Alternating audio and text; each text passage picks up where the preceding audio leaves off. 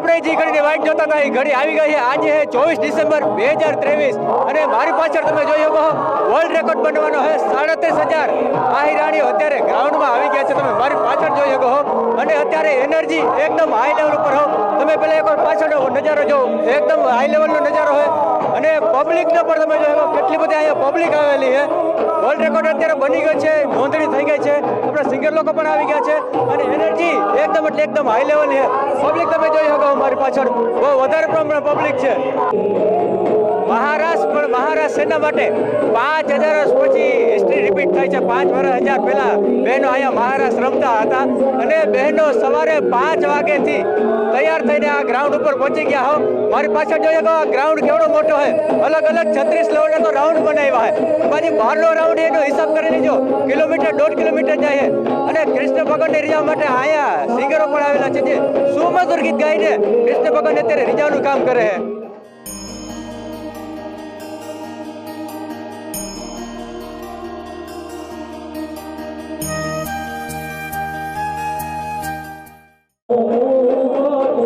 છેલ્લા 6 મહિનાથી જેની તૈયારી કરવામાં આવી રહી હતી એ મહારાષ્ટ્ર અત્યારે શરૂ થઈ ગયો છે અને અમારી જે 36,000 આહિરાણીઓએ ઓનલાઈન બુકિંગ કર્યું તેના કરતાં 3 ગણા એટલે 1 લાખ આહિરની દીકરીઓ મહારાષ્ટ્ર લઈ રહી છે।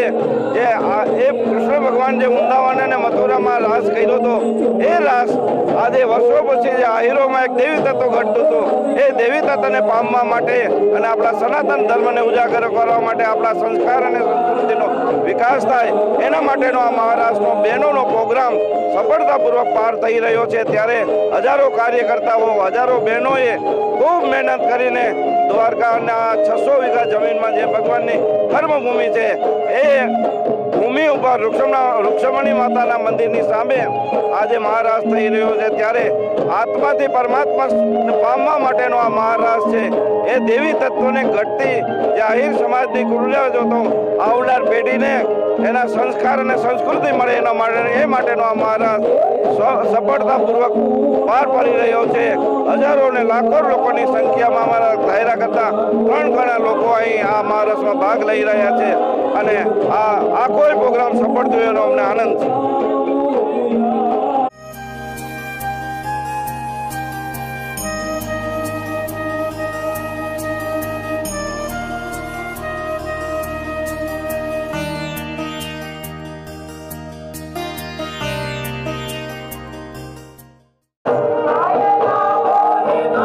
સમગ્ર વિશ્વની અલૌકિક અવિસ્મરણીય અને અદ્વિતીય ઘટના એટલે આજનો અખિલ ભારતીય આહિરાણી મહારાષ્ટ્ર સંગઠનનો દિવ્ય અને ભવ્ય રાસ।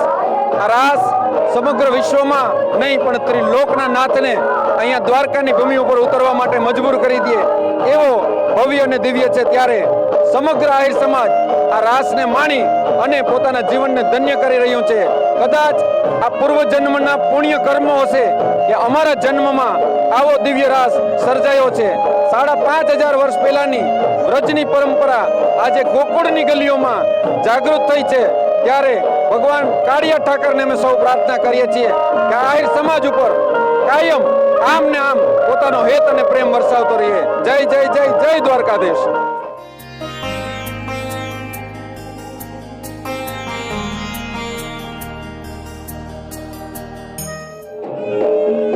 આજે ભગવાનની દ્વારકાપુરી ધામમાં ભગવાન દ્વારકાધીશના સાનિધ્યમાં સમગ્ર ગુજરાતની આહિરાણી બહેનો 37,000 કરતાં વધારે એના ટ્રેડિશનલ ડ્રેસમાં અને પરંપરાગત આભૂષણો સાથે ભગવાનને રીઝવવા માટે ભવ્ય અને દિવ્ય રાસ લઈ રહી છે।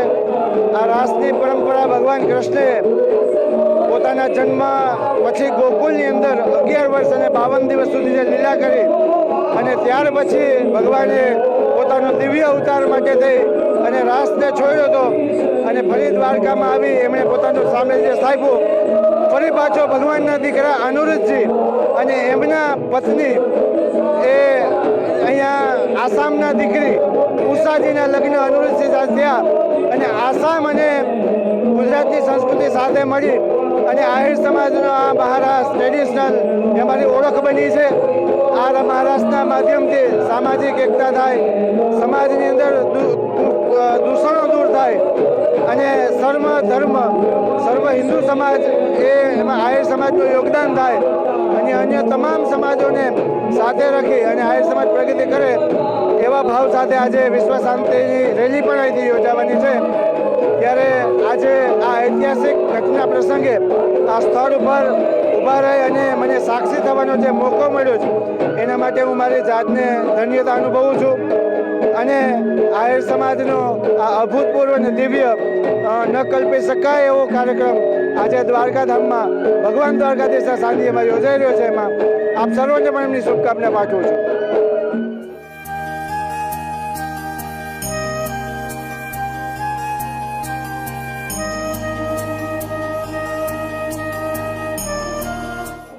મહારાષ્ટ્રમાં અહીંયા અમુક બહેનો આવ્યા છે. આપણે નીચે પૂછી કે તમારો અનુભવ કેવો છે અહીંયા આવવાનો?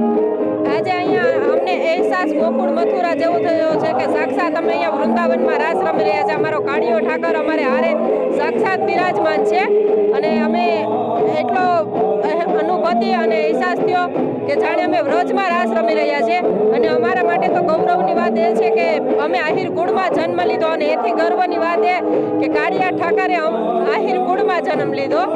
તો દ્વારકાધીશને પ્રાર્થના કરીએ કે આવનારા સમયના આવનારી પેઢીઓમાં પણ આવા મહારાજ જેવા સત મહાયજ્ઞ જેવા કાર્યક્રમ થતા રહે ને આવનારી પેઢીઓને પણ એ અહેસાસ થાય કે અમે કોના કૃષ્ણચંદ્ર જેવા કૃષ્ણજીના વંશજો છે. તો કૃષ્ણ પરમાત્મા બધાને આવનારી પેઢીઓને સત્માર્ગે વળાવે, આહિર સમાજને ખૂબ ખૂબ પ્રગતિ કરે, ખૂબ ખૂબ આગળ વધે. અને બાકી તો અહીંયા આજે છે આનંદ અને અનુભૂતિ નો અહેસાસ થાય.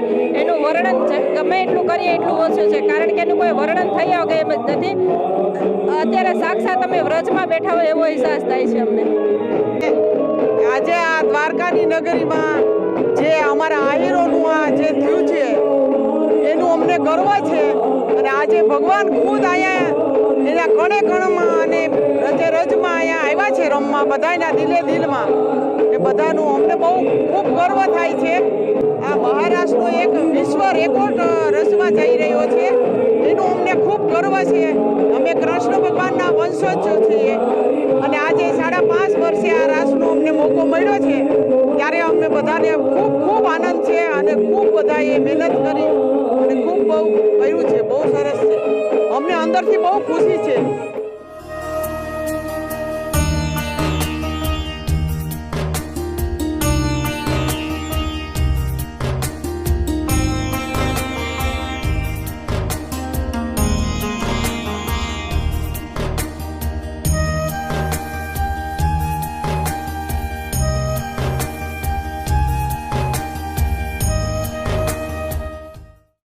રાષ્ટ્રનો જે દ્વારકા ખાતે કાર્યક્રમ યોજાયો છે એ અગાઉ આની ઘણી બધી મિટિંગ થયેલી હતી. આ મિટિંગમાં અમે રાજકોટ તરફથી હાજર રહેલા, જેમાં અમને મહારાષ્ટ્રની જે જગ્યા છે ગ્રાઉન્ડ, એ ગ્રાઉન્ડનો બંદોબસ્ત ફાળવવામાં આવેલ હતો.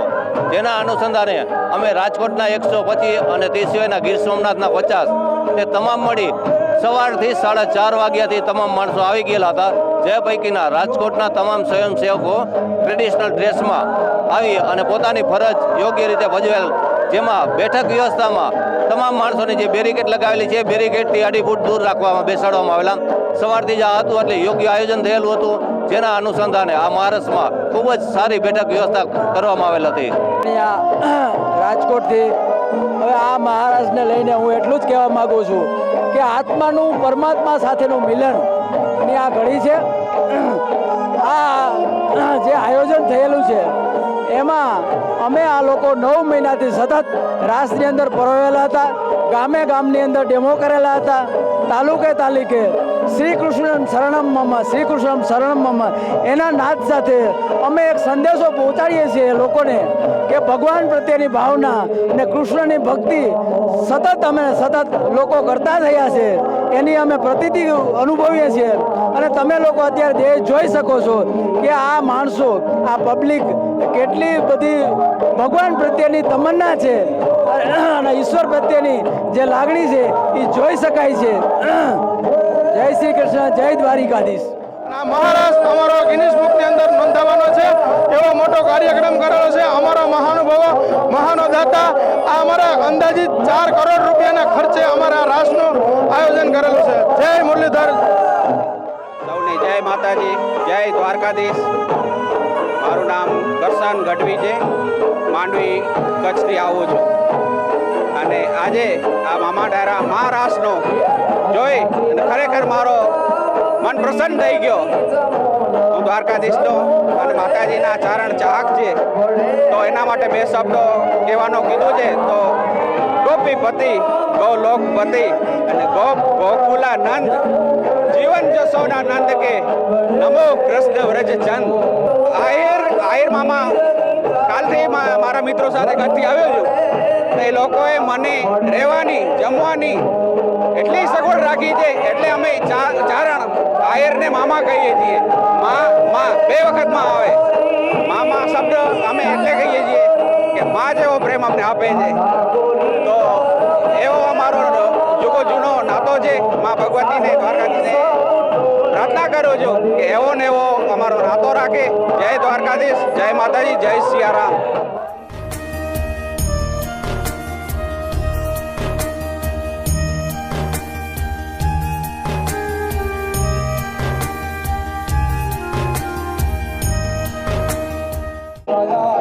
અત્યારે 10 વાગ્યા છે અને મહારાષ્ટ્ર પૂરેપૂરી રીતે કમ્પ્લીટ થઈ ગયો. પણ જોઈ લો બહેનોનો આવરો જો તમે જોઈ લો, એનો આક્રોશ, બહેનોની તમે એનર્જી જોઈ શકો છો. આ બાજુ સ્ટેજ બાજુ તમે જોઈ શકો છો કે સ્ટેજ બાજુ પણ કેટલી બધી ગર્દી થઈ ગઈ છે.